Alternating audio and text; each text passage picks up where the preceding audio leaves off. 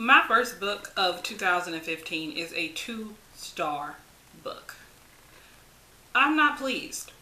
The first book that I picked up to read in 2015 is Anna and the French Kiss by Stephanie Perkins. I picked this book up for a number of reasons. One, it had been sitting on my shelf for at least 6 months and I just hadn't read it because I hadn't been in the mood for it. Secondly, as y'all know, I just finished Fangirl at the end of 2014 and I'm in love. So while I was in this mood to read contemporary YA romance instead of YA fantasy like I usually do, I figured why not keep the buzz going and pick up Anna and the French Kiss. Everyone else seems to love it. You probably will too. Wrong. So wrong. And we need to have a talk. This is Anna and the French Kiss. The good, the bad, and the ugly. There are a lot of things about the bare bones of Anna and the French Kiss that I can get behind. It's a very solidly written, plot-based or plot-driven novel. That meaning, of course, that all the actions that the characters take in the books are based off of their reactions to things that are happening around them in their environment, either off-screen or just in the background of their lives. Those are their main motivations. Everything from Anna's parents and their relationship and how they react, or how she reacts to them, or how she deals with them. Anna being forced to leave Atlanta for Paris and how that's affecting her. How Etienne, or St. Clair, deals with his home life because, oh my god, his dad, what a dick. Throughout the book, I felt like a lot of the actions that the characters take are very good representations, very accurate representations of how adult messes can interfere, if not outright ruin, their children's lives. So that's kind of cool. Another thing that I really liked about the bare bones of the story is the main character, Anna Oliphant.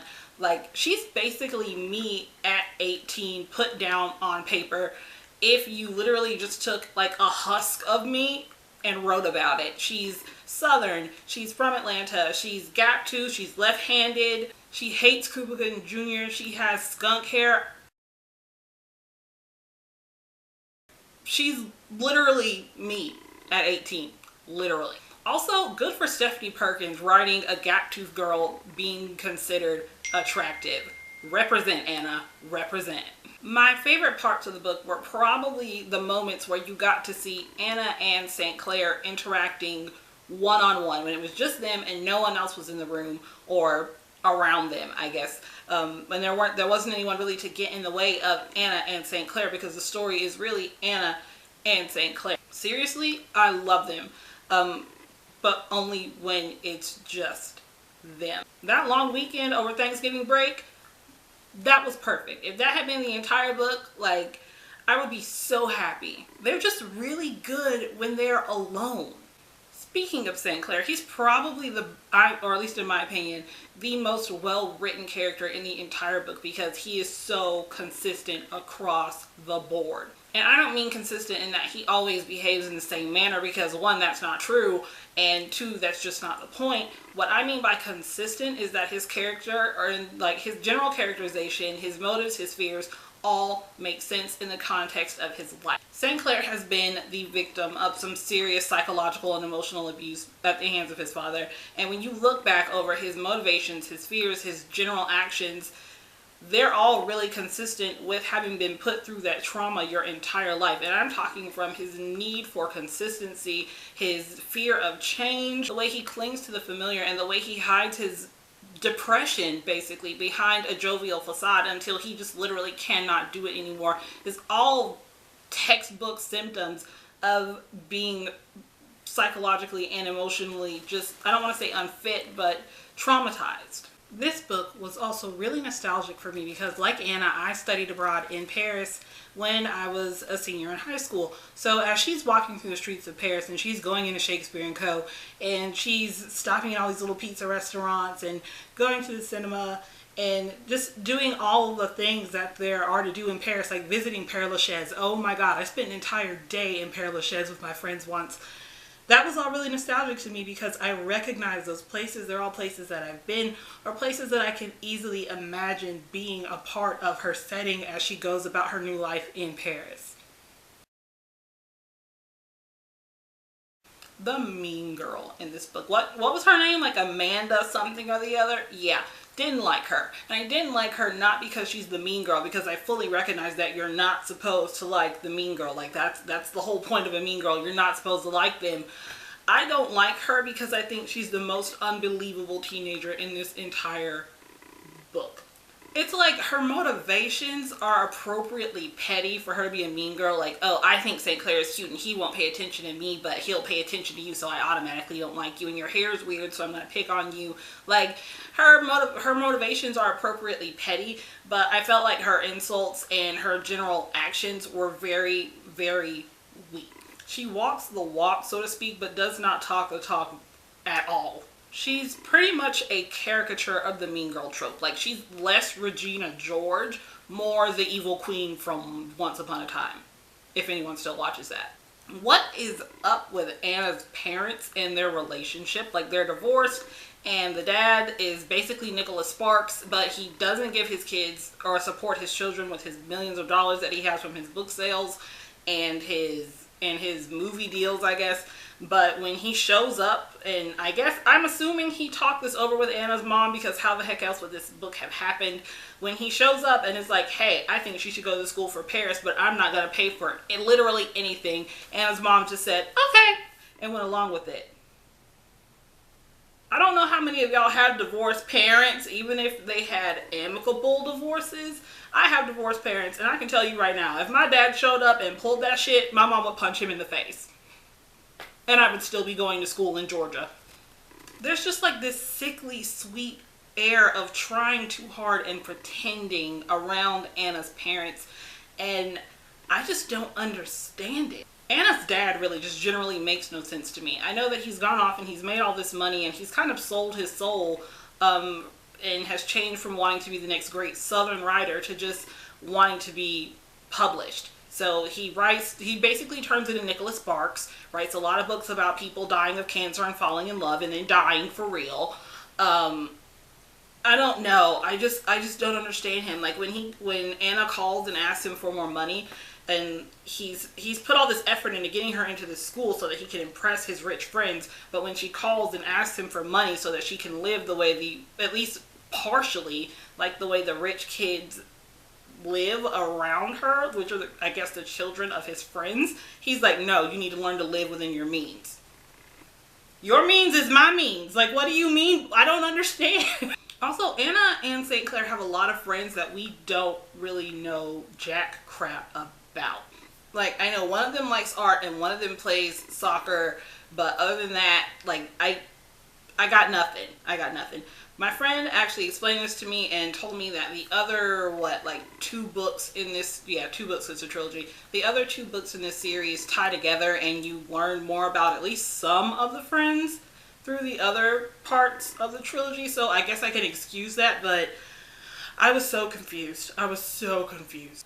And then there's this thing that happens very early on in the book after Anna gets to Paris, and she's sitting at the lunch table with Meredith and Rashmi, Josh, and St. Clair. And she and St. Clair are talking about the fact that she's from Atlanta, but she doesn't have a Southern accent. And Anna says something to the effect of, oh, most people in Atlanta don't have Southern accents, but a lot of them speak gangsta though. What the fuck does that mean exactly? Like, can someone explain that to me? Because I didn't like that. I didn't like that joke at all. Like, it wasn't funny. It wasn't, I don't even know what kind of effect that was supposed to have, but it didn't really have one. It seemed really insensitive to me and just kind of ignorant. Because St. Clair responds with, I'm not even going to fucking say what he responds with. I'm just going to write it across the bottom. And there are 2 main, there are a few main reasons why I have a problem with that little strip of dialogue that really doesn't mean much in the grand scheme of the story at all. And the first one is that I lived in Atlanta for a very long time. Okay, I don't live there anymore, but I lived there for a very long time. And I'm going to tell you what, the only people in Atlanta that don't have Southern accents are people that live in Atlanta who are not from Atlanta. I'll tell you that right now. Another thing is that I have literally gotten into arguments with white friends of mine or just people that I know who are from Atlanta who deny the inherent blackness of the city of Atlanta. And 3, I just really don't like that she said that. Like, what was the point? It was just really ignorant, and I don't appreciate that Stephanie Perkins put that in there. And I'm reading Lola and the Boy Next Door now, and she did it again. What is her problem? So Bridget basically single white femaled Anna. There's no way around it. She's baby. I mean, and I know she's doing things that she did before Anna moved to Paris, but it just seems kind of weird now. Like, she babysits her brother, Anna's little brother, all the time. She's hanging out at the movie theater. She's dating the dude. What's the dude's name? Like the little Earthbender girl from Avatar, Toph. There we go. She's dating Toph, and she doesn't mention this at all to Anna. Anna finds out when she goes to the bowling alley, and it literally hits her in the mouth. Like, what? That's not cool. And I know I said earlier in this rant, before it turned into a rant, that I liked the bare bones of Anna's character. But once she got fleshed out a little bit, Anna is a problem. Like, I know problematic is a buzzword, but Anna's really problematic. And most of her irrational, inconsistent, and problematic behavior begins the second she comes home for Christmas break. She's basically a brat from the time she gets in the car with her mom until she gets back on the plane and goes on back to France. And it lasts for a good long while after that too. Like, I understand that she's upset that the people in her life, or that were a part of her life before she went to Paris, are moving on without her, but her crush on St. Clair turns from your typical schoolgirl crush to something that it morphs into something really ugly and really obsessive in the second half of the book. And I can't even say that that's new behavior for her, because she did the same thing with Toph, where she built up this ridiculous fantasy of him in her head. I mean, I guess as teenagers are wont to do about the people that they have crushes on, but in just a really unhealthy way. This is the second time she's done this that we know of, and that's not good either. Anna also starts making really poor decisions to get back at people that she feels like have wronged her. And I mean, hey, I'm all for an eye for an eye, but don't hurt yourself to make other people feel bad. That's called cutting your nose off to spite your face, and it's an entirely different thing from your everyday revenge tactic. Throughout the book, you also see her making a lot of really big assumptions about people, usually in regards to how they feel about her. And it's kind of the same thing that she does with her obsessions with St. Clair and with Toph, where she's suffering from some serious delusions. Like, she builds up these crazy stories in her head and just runs with it. She never stops to ask the people that she's making these stories up about, you know, hey, this is how I feel. Should I feel this way? That never happens, and that's actually talked about in this book. So I guess kudos for that, but also no. Anna replaces people in her life with alarming frequency. And I understand that part of that is necessary because, hello, she kind of got shipped up unceremoniously to Paris, and she had to make some changes. Like, clearly she can't hang out with Bridge every day if Bridge is 6,000 miles away, you know? But she also gets very angry when the people she's replaced in her life move on without her. That is also not healthy. Like, apparently no one is allowed to live their lives but Anna. She just really has a very bad case of everything is about me. And that too gets referenced later on in the book in the second half when, her ex-boyfriend tells her, everything isn't about you, Anna. Another thing that I absolutely hated was after Bridge kind of betrayed Anna got rightfully angry at her because Bridge definitely violated girl code. But then when she does essentially the same thing to Meredith, all of a sudden she's like, gasp! I understand now. Like, she has this epiphany, she has seen the light, and all of a sudden it's okay that Bridge did what she did because Anna's done what she did, and it's kind of hypocritical to be mad at someone for doing the same shit you just did to someone else. None of that behavior is okay. What Bridge did is not okay. What Anna did both times is not okay. What Anna did to Meredith isn't okay. And what Anna decided about Bridge because of what she did to Meredith is not okay. It's just that Anna in the second half of the book is not at all Anna in the first half of the book. Anna in the first half of the book is kind of endearing, a little sweet, like it's kind of adorable how neurotic she is at first. And then in the second half, she turns into this jealous, vindictive kind of heifer. And I just kind of wanted to hit her in the face repeatedly with a book. Preferably this book. A lot.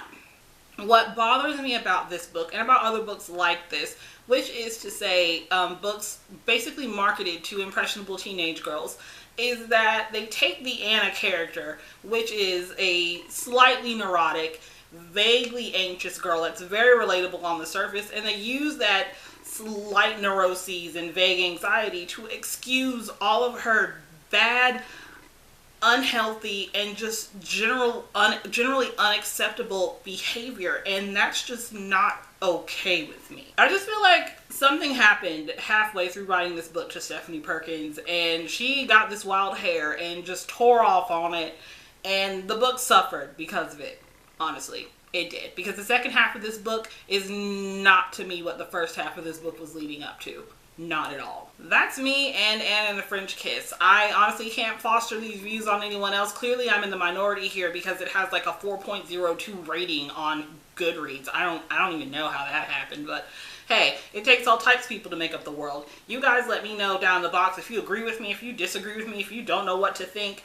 Let's talk about it. I don't know your minds, but I would like to. In the meantime, there's a link down in the box to my actual written review of Anna and the French Kiss. There's a link to the book on Goodreads, and there are also links to all my other social medias. As usual, you can find me on Goodreads, Tumblr, Instagram, Twitter, MySpace. I don't know. If it's a social media, I probably have an account on it. I mean, it's pretty safe to say. Does anyone play Trivia Crack? Because we should find each other and play Trivia Crack, because I love that stuff. That's beside the point. It's time for me to go. Until next time, bye!